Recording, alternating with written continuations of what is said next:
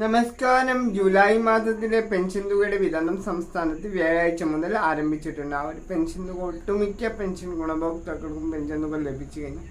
Bank അക്കൗണ്ടുകൾ വഴി pension സ്വീകരിക്കുന്ന ആളുകൾക്കാണ് എപ്പോഴത്തെയും പോലെ ആദ്യം തുക ലഭിച്ചു തുടങ്ങിയിരിക്കുന്നത്.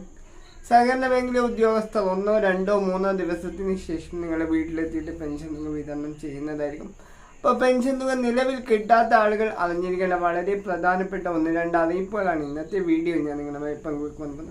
എല്ലാവരും ദയവായി ഈ ഒരു വീഡിയോ പൂർണ്ണമായും അവസാനം വരെ കാണുക. അതുപോലെ തന്നെ ആദ്യമായി വീഡിയോ കാണുന്നവർ ദയവായി നമ്മുടെ ചാനൽ സബ്സ്ക്രൈബ് ചെയ്യുന്നതിന് പരിഗണിക്കേണ്ടതായിട്ടുണ്ട്. ജനവകുപ്പ് 900 കോടി രൂപയോളമാണ് അനുവദിച്ച് നൽകിയിരിക്കുന്നത്. ഇത്തരത്തിൽ 1600 രൂപ വീതം 2 ലക്ഷത്തോളം വരുന്ന പെൻഷൻ ഗുണഭോക്താക്കൾക്കാണ് തുക ലഭിക്കുന്നത്. ബാങ്ക് അക്കൗണ്ടുകളിലേക്ക് പെൻഷൻ ലഭിക്കുന്ന ആളുകളുടെ ബാങ്ക് അക്കൗണ്ടുകളിൽ ഡയറക്റ്റ് ബെനിഫിറ്റ് ട്രാൻസ്ഫർ വഴി തുക നിക്ഷേപിച്ചിട്ടുണ്ടായിരുന്നു.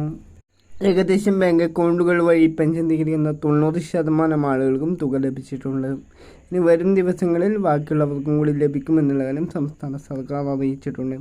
ഇനി കൈകളിലേക്ക് പെൻഷൻ സ്വീകരിക്കുന്ന ആളുകളുടെ തുക 2-3 ദിവസത്തിനകം തന്നെ സഹകരണ ബാങ്കിലെ ഉദ്യോഗസ്ഥർ വീട്ടിലെത്തിയിട്ട് തുക കൈമാറുമെന്നുള്ള കാര്യവും അറിയിപ്പിൽ സൂചിപ്പിച്ചിട്ടുണ്ട്. ക്ഷേമ പെൻഷൻ പദ്ധതികളിൽ യാതൊരു വിട്ടുവീഴ്ചയുമില്ലാത്ത നടപടികളാണ് സംസ്ഥാന സർക്കാർ നിലകൊള്ളുന്നത്. ഇതിൽ 5 മാസത്തെ പെൻഷൻ കുടിശ്ശികയിൽ നിന്നുകൊണ്ട് 2 മാസത്തെ പെൻഷൻ തുകയുടെ വിതരണം ആരംഭിക്കുവാനിരിക്കുകയാണ്. സർക്കാരിന്റെ മറ്റ് ചിലവുകളൊക്കെ ഇതിന് ശേഷം പെൻഷൻ തുക പരമാവധി എത്രയും പെട്ടെന്ന് കൊടുത്തു തീർക്കുമെന്നും മന്ത്രി അറിയിച്ചു.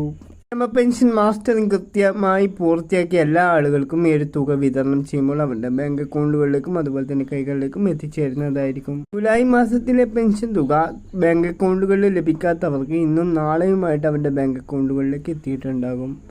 അതായത് നിങ്ങൾക്ക് ഇതുവരെ ബാങ്ക് അക്കൗണ്ടുകളിലേക്ക് തുക എത്തി എന്നുള്ള മെസ്സേജ് വന്നിട്ടില്ല എന്നുണ്ടെങ്കിൽ നിങ്ങൾ നിങ്ങളുടെ ATM കാർഡ് ഉപയോഗിച്ചുകൊണ്ട് ATM കൗണ്ടറിൽ എത്തിയിട്ട് നിങ്ങളുടെ ബാലൻസ് ചെക്ക് ചെയ്യാം. അതല്ലാന്നുണ്ടെങ്കിൽ നിങ്ങളുടെ ബാങ്കിൽ പോയിട്ട് നിങ്ങൾക്ക് അന്വേഷിക്കാവുന്നതാണ് ഈ ഒരു അക്കൗണ്ടിൻ്റെ അകത്ത് തുക വന്നിട്ടുണ്ടോ എന്നുള്ള കാര്യം. ഇത്തരത്തിൽ സംസ്ഥാന സർക്കാരിൻ്റെ എല്ലാവിധ പെൻഷൻ വാർത്തകളും മറ്റു വാർത്തകളും ആദ്യമേ തന്നെ ലഭിക്കുന്നതിന് വേണ്ടി ദയവായി നമ്മുടെ ചാനൽ സബ്സ്ക്രൈബ് ചെയ്യാൻ പരിഗണിക്കുക. പുതിയൊരു വാർത്തയുമായി വീണ്ടും കാണാം.